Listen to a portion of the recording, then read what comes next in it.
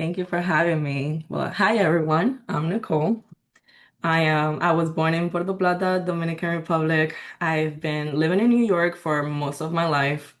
Nice, Um, Currently now one dispatcher for NYPD. I've been doing that probably for 6 years. nice. And I'm also finishing my bachelor's degree in criminal justice at the University of Phoenix. My Wonderful. journey has not always been easy. Moving from the DR to the big city came with a lot of challenges, whether it's like language barriers, struggles in school, personal hardships, but like what kept me going was my faith in God and my belief in myself that carried me through every season. Hmm. Fashion became like such a big part of my story too, in a way. It's like my creative outlet, a way to express who I am and where I've come from. Every photo shoot that even Wilfredo has like brought out my ideas from, Hmm. fashion shows, they remind me that growth is possible, that you can turn pain into purpose and create beauty from your story. I'm very excited to be here today to open up about my journey and hopefully inspire someone listening to keep believing in themselves no matter what.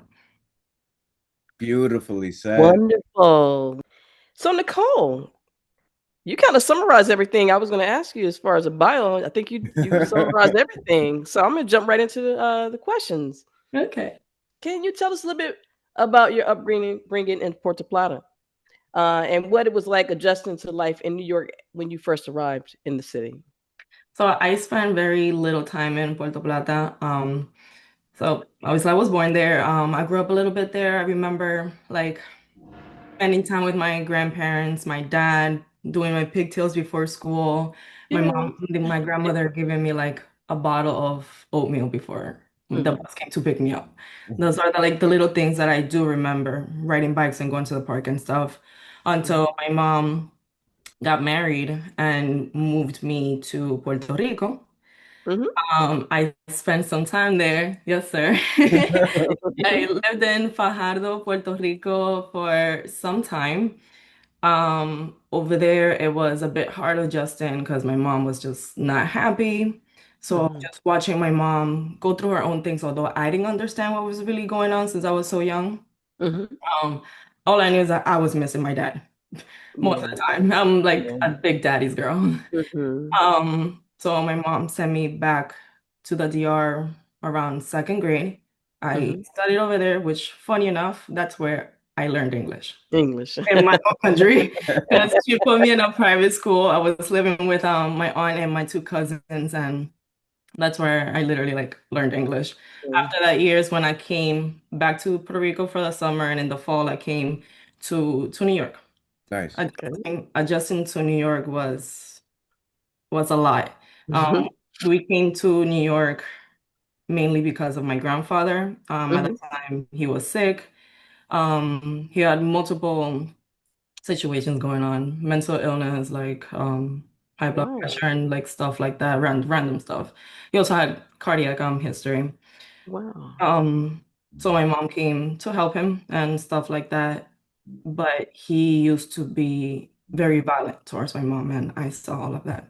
Oh, no. Yeah, it was like a constant thing. We dealt with it for a couple of years. Mhm, We were here in Yonkers, where I currently live now, very close by mhm, to where I came. Um, and then just my mom really got tired of it. mhm. So we moved to the Bronx. Then I've been in the Bronx pretty much the rest of the time here. We moved around a lot, not very stable. So that getting adjusted to like moving around from room to room, getting kicked out, and going into shelters and stuff like that was a lot growing up. Wow, I can imagine. Yeah. Wow. So just alongside the fast pace, Very fast environment. paced, yeah. Then my mom having my siblings when I was 10. They're Mhm. twins, a boy and a girl. I had to grow up very, very fast, Fast.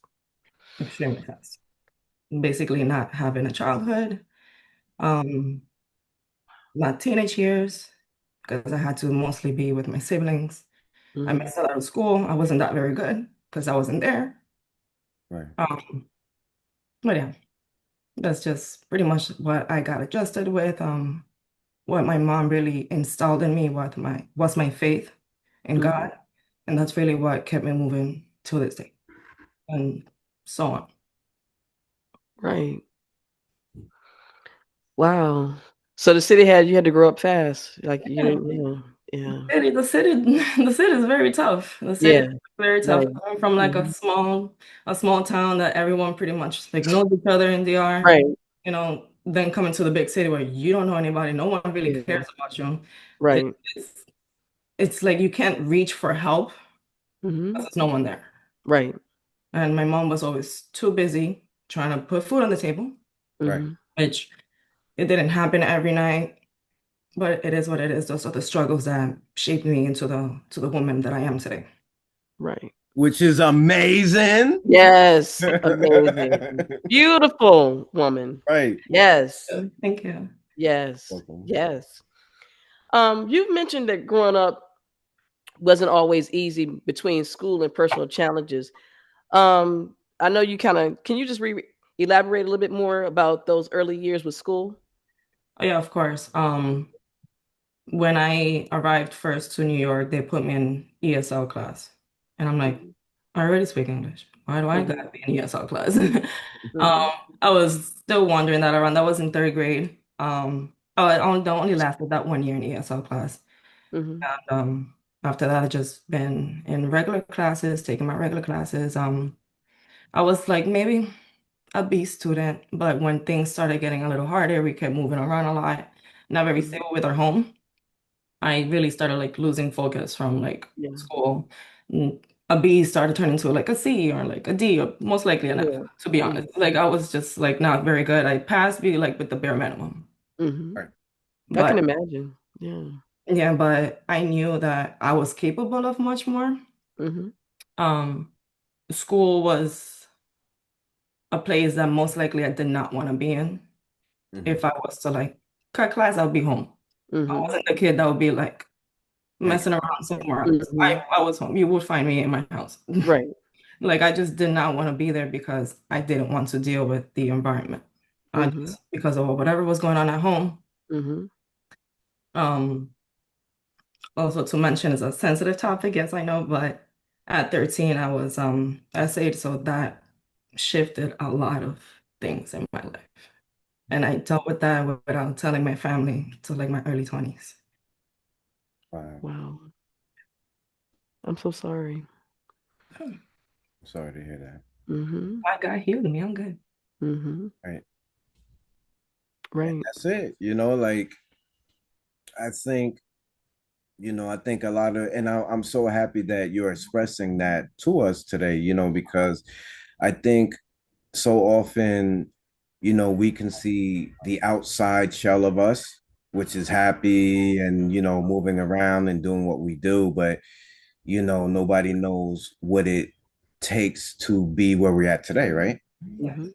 And whatever hardships become blessings, right? Right.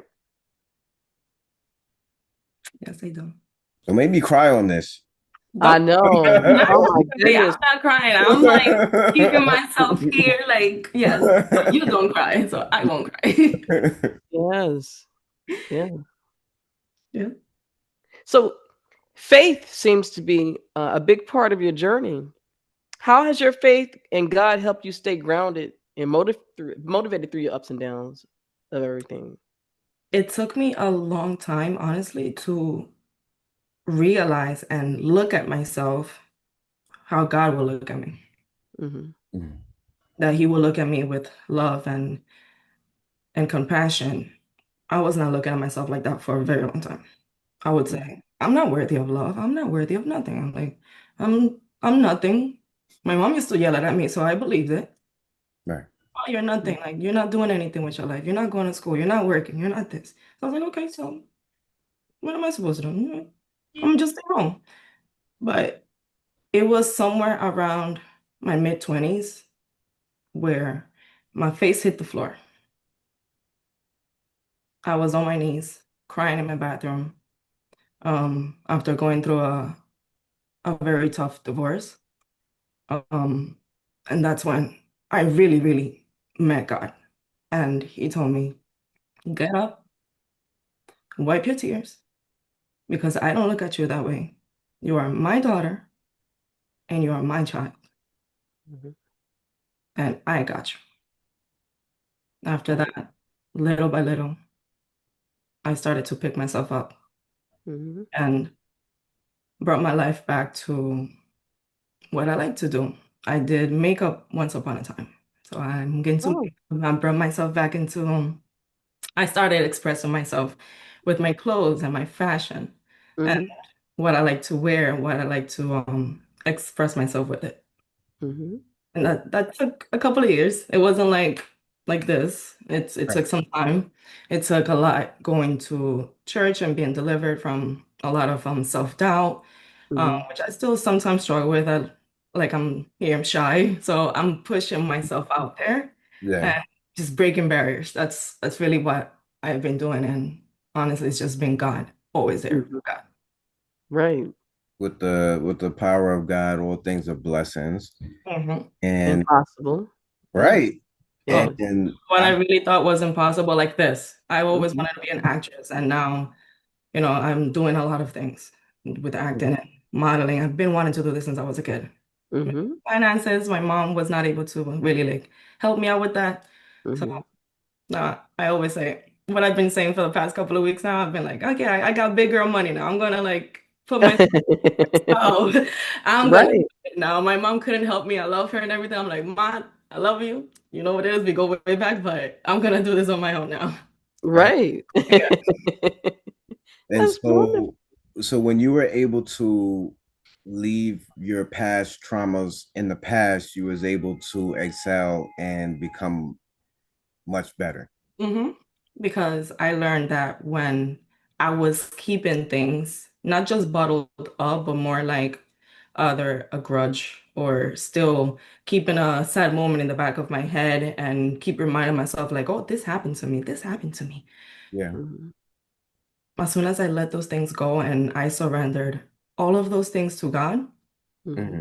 it was gone. I started growing. I sprouted. It was like I'm a little sprout Mhm. and Right. I am growing. Right. Right. You've accomplished so much from your career to your personal growth. What does your success mean to you now compared to how you saw it years ago? Oof. Success now means that you get to show people and inspire others. Mhm. Mm. Success is not, for me, it's not just money. It's not just being on a big screen or like on the most famous cover magazine. Mhm. It's Mm. who you inspire, whose heart are you touching? Right.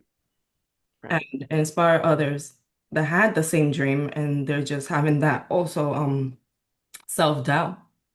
Hmm. Maybe they also want to be a model, but they're like, No, I'm too big, I'm too curvy. Mhm. We're done with all of that. So Mhm. that's what success right now means to me. Who I can inspire and whose heart can I touch? Because with all difficulties, I gained a lot of weight. Believe it or not, I was nearly 250 pounds. Really? Uh-huh. Yeah. I was pretty big. I That was after my first divorce that I started getting very big. Um, it was a lot to take in. I gained all my weight until my face hit the floor, like I mentioned, and I decided to go through weight loss surgery.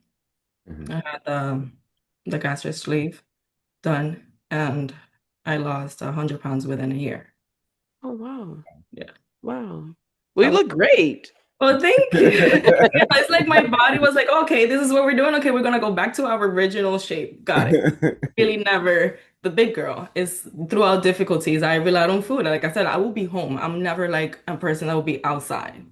I'm just Right. like a homebody and Right. just mind my business. So my body was like, okay, we eating less. This is what we're gonna do. Okay, we're gonna snack. We're gonna, oh, that's it.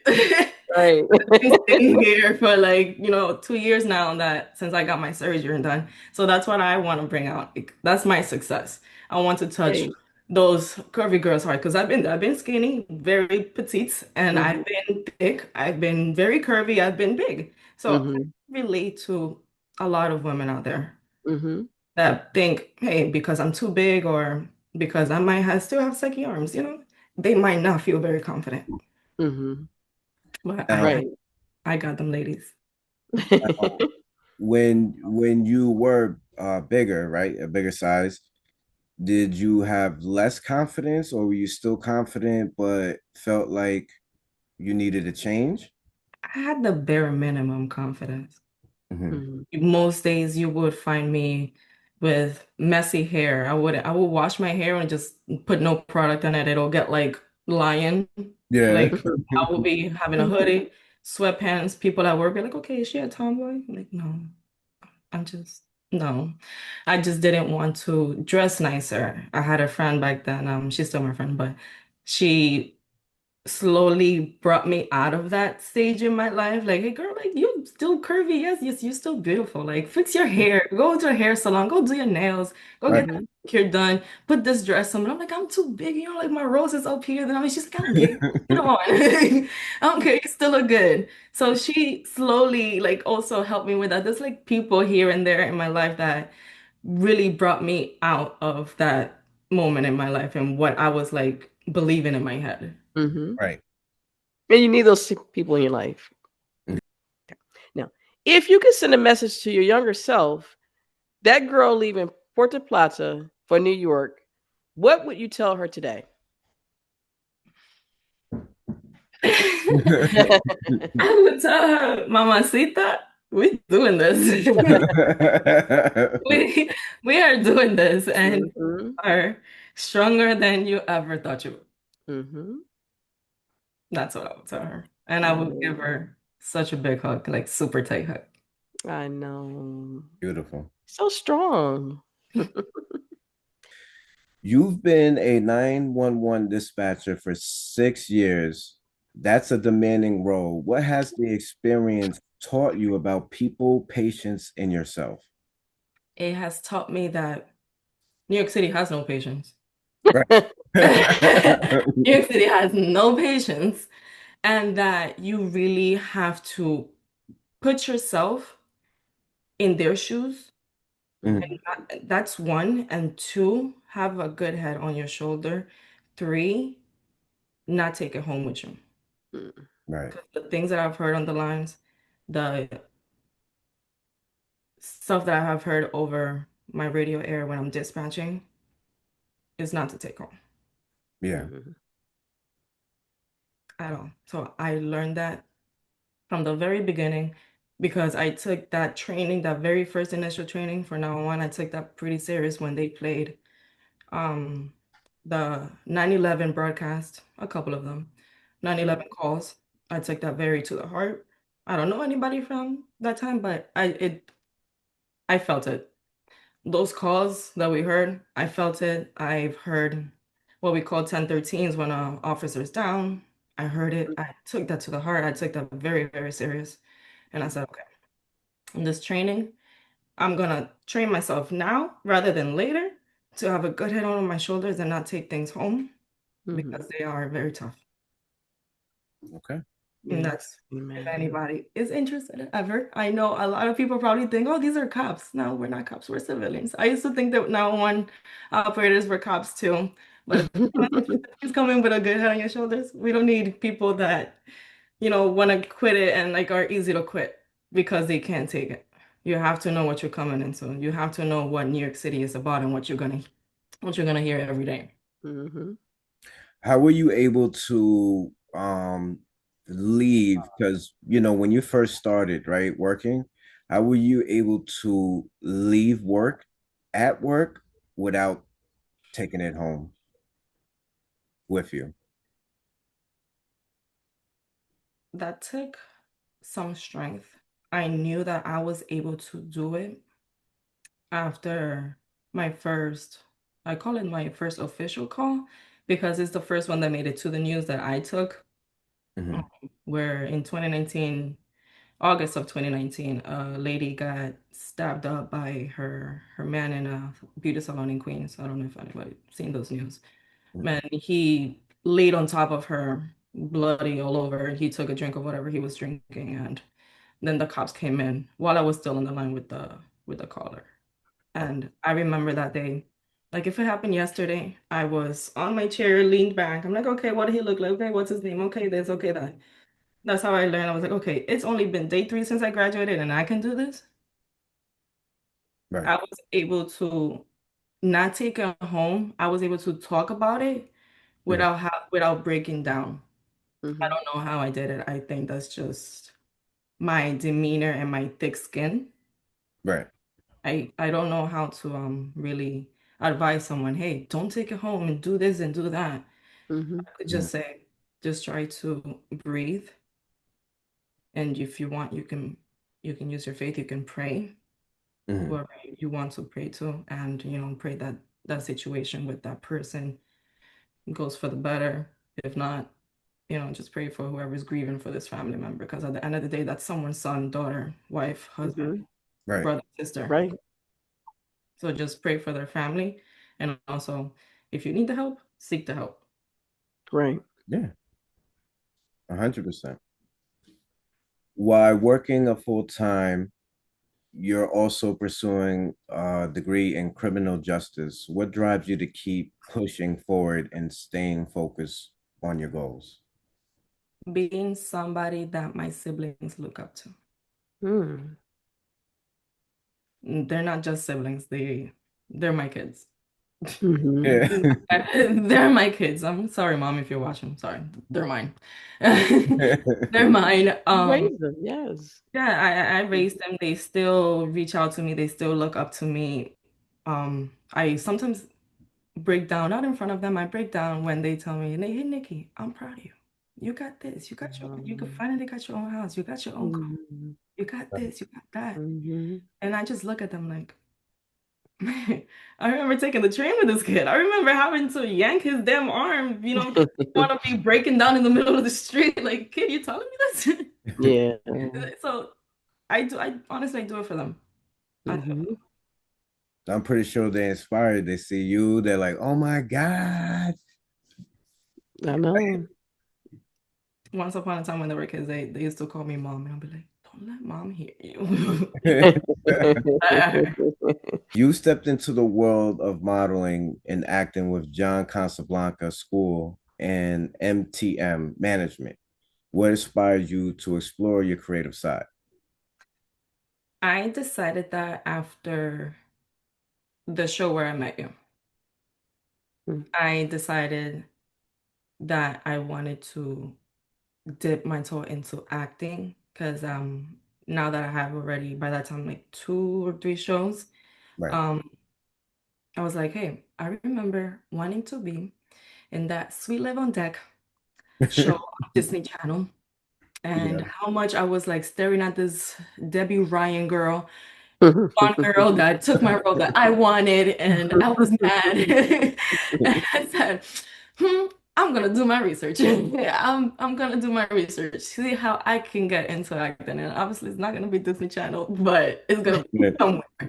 Gonna be somewhere. I looked at different schools because I'm like, okay, I need some sort of training. I can't just, act. I don't know the first thing about acting. So I Mm-hmm. found myself with John Casablanca, and they have a 30-day or 30-week course for 6 months. And automatically upon completion, you are signed with the MTM agency. Oh, Wow. okay. Yeah. So it's like you pay for the school, you're not paying for the agency, so I'm not getting scammed, I promise. Right. Right. Did my research on them. I hit up a couple of people on their followers. I was like, okay, Mhm. yo, you doing good with them? Like, yeah, I'm doing good. Oh, you get pros and cons. So Mhm. I really looked into this. I was like, okay, I'm gonna go for it. He was Um, like, no, I have to double check. yeah, I gotta Right. check resources. You know, who has succeeded, who hasn't, right? Right. Mhm. They once upon a time did a training with John Casablanca. So I was like, okay, we got Right. some known people that are out there right now in the industry of and doing good that went through John Casablanca once upon a time when they were starting. Even though they Right. went to other schools and other training, at one point in their career, they went through it. So I was like, okay, all right, cool. I'm gonna give it a try. It's all through Zoom. I loved it because I don't like going anywhere. I refuse to go to campus even for college. I'm like, no, I'm good. So Zoom was like perfect for me. I've been learning a lot. I actually did already finish my training. So I'm an Wonderful. official John Casablanca graduate and signed by M. Congratulations, girl. Killing it. You recently appeared in an upcoming film, Higher Love. What was that experience like, and how did you feel being in a movie set for the first time? OMG. That's all I can say. First of all, I was dead tired that morning. My boyfriend and I, we arrived from the DR. So it's like we arrived overnight and then right in the morning we drove to New Jersey to be in this movie set. We were like this, like 3 cups of coffee in a day. Okay, this is but it was so cool and just so amazing seeing all the equipment, all the camera. I saw Mr. Dennis that I can't pronounce his name from the guy from Allstate, the guy that does the commercial. Hmm. Mhm. One of the lead actors there in that movie, and it was really, really cool, like meeting him and being able to take a picture with him, like being on set and meeting all the background actors, Right. Mhm. making like connections. It was really, really cool. Like I learned to pretend like I'm having a conversation with somebody since I'm in the background. Mhm. I actually thought that you just mingle around. But no, you actually say some mumbo jumbo. Lady and I, we didn't even know what we were talking about. It was just random stuff. We're like, oh yeah, look, the sky is blue. Like, okay, yeah, yeah, yeah, I see it. Well, you just like pretend like we're talking about like a chandelier or something. So I Mhm. learned a lot just in that one movie set Mhm. from the other background actors that do have like more experience. And I was Right. like, oh, this is really, really cool. And on top of that, I brought my boyfriend with me. So he was also in the background, in one of the other areas in the movie set. Oh, so he was in it too. He is in it. Uh, He will be coming up in there as dancing with 2 girls. I'm here like, but it was really fun. It was very, very fun. so that was your. So now that was both of y'all first experience. Mhm. Both of our first experience, yeah. Dope, dope. Nice. Fashion is clearly part of your identity. How do you use it to tell your story and express your culture, faith, and personal growth? Fashion, I use it to express not just how I'm feeling, but express art, express creativity, express the world around me. It's Mhm. like the world is my canvas. You have a blank canvas, and I'm just doodling my way out there. What I feel like wearing, whether today I want to look modest, I want to look cute, or I want to look more reserved. That's just my sense of style that I push out there. Or I want to put a little Bronx into a little Bronx vibes like we did. I throw that Mhm. out there too. I put on my kicks or I put on some heels. It's just really a way of bringing confidence. I always say ever since I started this industry, and every step that I take is gonna say Jesus Christ. Mhm. That's Jesus it. Christ. Every step. 1, 2, Jesus Christ. 1, 2, Yeah. Jesus Christ. Yeah, I make sure that I put that out also in every show, every photo shoot. Mhm. I refuse to. definitely see it. Yeah, yeah, I know you Mhm. do. I know because I exclude myself from like the swimwear, putting like my body out there. Because don't get me wrong, all them beautiful ladies, yeah, mommy chulas, but it's just not me. This is Right. me, Nicole. No, like Yeah. no, it's not because of like body shaming myself. It's just like I don't see myself like doing that. But I give props to every other lady. I bless them. They all look gorgeous. I wish I could, but no. But I bring that confidence. I bring that love for yourself, Mhm. your self-love, your self-confidence. Exclude that doubt, exclude everything else, exclude what people say. Mhm. Are we saying they are in Gucci jail? Cover your ears, like Gucci, Right. like cover your ears from all of that, because we Mhm. love that. So that's what I'm trying to bring out to every lady out there, every beautiful woman out there. And sometime in the future, and I was inspired by one of my model friends. to do a show for curvy ladies Mm. and plus size models. So which I'm is in the beautiful. works. I'm in the process of thinking how I'm gonna do that, how I'm gonna get some sort of help in sponsorships. I'm working on that. I'm trying to figure all of that out since it's my first time. And that's a very beautiful thing. No one's doing it. Nobody's No one's doing it, so I hope no one steals my story or no one steals my idea. right. It is something that ever since that friend mentioned it to me, I've been giving it a lot of thought. My boyfriend's like, do it, do it, do it. Like, you'll be one Yeah. of the. I'm like, Mhm. so much pressure. But I think, I gotta give myself some time to get myself at least very knowledgeable. I don't want to have a messed up production or something that's not planned out very well. Right. Mhm. And that's beautiful to have your king be very supportive of you. Yes, Mhm. can Right. have anything Yes. better than Yes. So tell me, what are you really thinking when you're at a fashion show and you're actually walking down the aisle and everybody's looking at you wearing the designer clothing? What are you thinking? It'll be funny. I'm probably thinking I want coffee. That's it. Like after this show, I definitely want some coffee. I want it before and after, honestly. I am like a coffee person. I have like two coffee machines here. I I feel gotta you. get and like an espresso. I'm just like, yeah, give me coffee, 2 a.m. It's okay. I'll have coffee. Yeah. I'm most likely thinking coffee, and then I'm like, okay, pose. That's what goes in my head. Or like some random stuff like, am I walking right? Or how Right. can I like stay in a line? Where is the main light? Or that's stuff that are going like through my head. Main light, photographer, how many of them?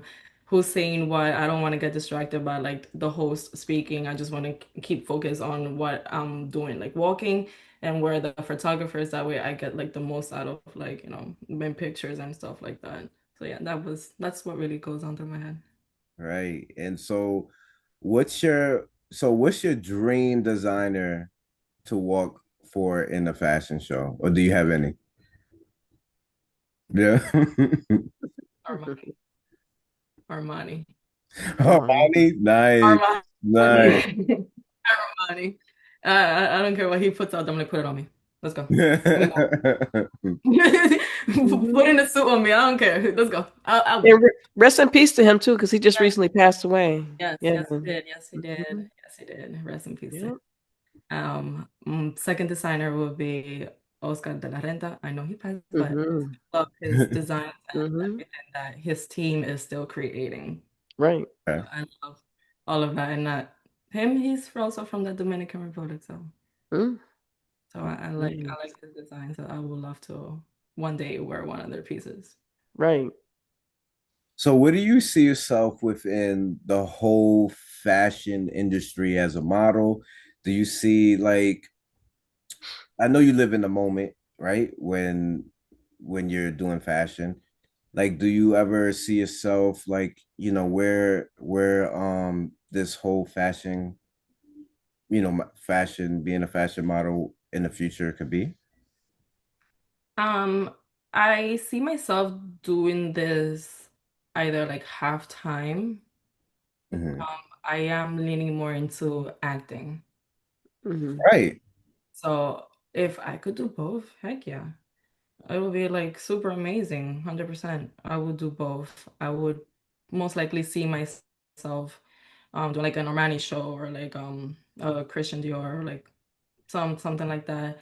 Now that for the first time, don't kill me, people, but for the first time, I watched a Victoria's Secret show before, I would be like, I'm not wearing lingerie.